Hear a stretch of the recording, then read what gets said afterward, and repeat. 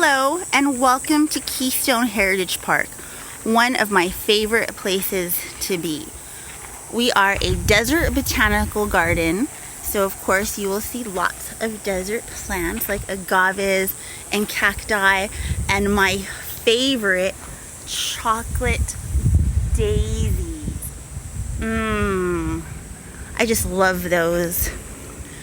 I also love the cholla. When she blooms, she has a bright pink bloom. Oh, I just love her. In the back there, we've got sotol. There's a desert willow, another desert willow, a purple sage, candelia. It's a euphorbia, but you know, euphorbia, cacti, succulents, they're all together in the same family. So I am bringing us here today because I was thinking of starting a new segment. At home, I've been doing what's growing in my yard. But my brain, I'm always, which happens to all of us, of course, I'm sure. All sorts of crazy thoughts are going through our head. We're thinking about lots of things. We've got time on our hands right now. So I've decided to do a new segment, Reflections, Rants, and Raves by Rubyann. And since they are reflections, that is why I have brought us to the pond here at Keystone, the koi pond. And there is one of our beautiful friends making an appearance. Hello, koi. Here are many of our water lilies blooming. Over there in the corner, you can see some water lilies that are ready to be adopted. Only $5 each, so please make an appointment with me so that we can give you your water lily or give a water lily a new home. So in part of my reflections, I was thinking I needed to read something sweet and beautiful, touching to my heart, that was an easy read, nothing complicated, an easy read. And one of my favorite books, one of my favorite stories ever, is The Little Prince. And I am amazed that there are people in the world who do not know the story of The Little Prince. So I'm going to make an attempt to read this story for you. And this particular book is very special to me. It was given to me by my friend Teresa Lopez. I'm sure lots of you know her. She's one of my favorite friends. I just love that girl. This book is particularly special because it is a pop-up.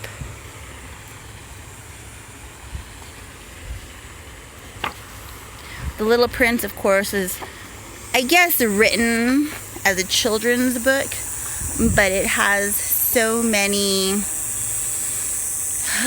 feelings, subtext, themes. Everyone should read this book. I probably won't get through all of it, but at least the beginning. Once, when I was 6, I saw a magnificent picture in a book about the jungle called True Stories. It showed a boa constrictor swallowing a wild beast. Here is a copy of that picture.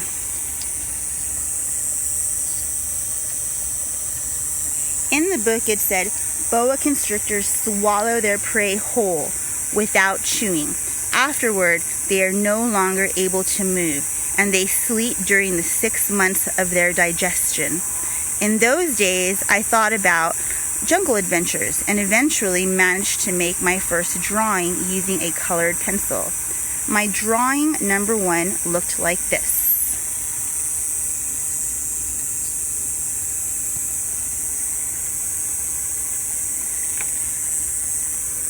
I showed the grown-ups my masterpiece, and I asked them if my drawing scared them.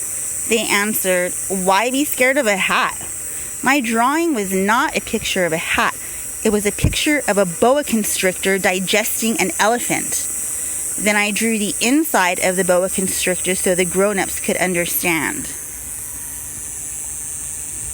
They always need explanations. My drawing number 2 looked like this. The grown-ups advised me to put my drawings of boa constrictors outside or inside and apply myself instead to geography, history, arithmetic, and grammar. That is why I abandoned, at the age of 6, a magnificent career as an artist. I had been discouraged by the failure of my drawing number 1 and of my drawing number 2. Grown-ups never understand anything by themselves, and it is exhausting for children to have to provide explanations over and over again. So then I had to choose another career, and I learned to pilot airplanes. I have flown almost everywhere in the world, and as a matter of fact, geography has been a big help to me. I could tell China from Arizona at first glance, which is very useful if you get lost during the night. So I have had, in the course of my life, lots of encounters with lots of serious people. I have spent a lot of time with grown-ups. I have seen them at close range, which hasn't much improved my opinion of them. Whenever I encountered a grown-up who seemed to me at all enlightened, I would experiment on him with my drawing number 1, which I have always kept. I wanted to see if he really understood anything, but he would always answer, "That's a hat." Then I would talk about boa constrictors or jungles or stars.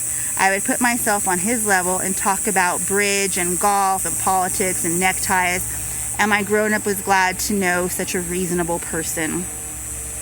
So I lived all alone without anyone I could really talk to, until I had to make a crash landing in the Sahara Desert 6 years ago.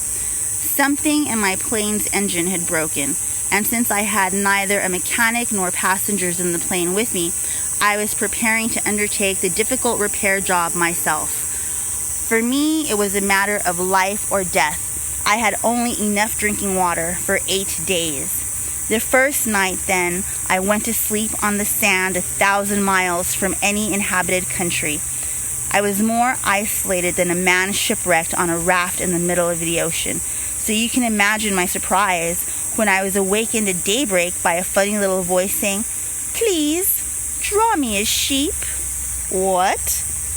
Draw me a sheep? I leaped up as if I had been struck by lightning. I rubbed my eyes hard. I stared, and I saw an extraordinary little fellow staring back at me very seriously. Here is the best portrait I managed to make of him later on. But of course, my drawing is much less attractive than my model. This is not my fault. My career as a painter was discouraged at the age of 6 by the grown-ups, and I had never learned to draw anything except boa constrictors outside and inside.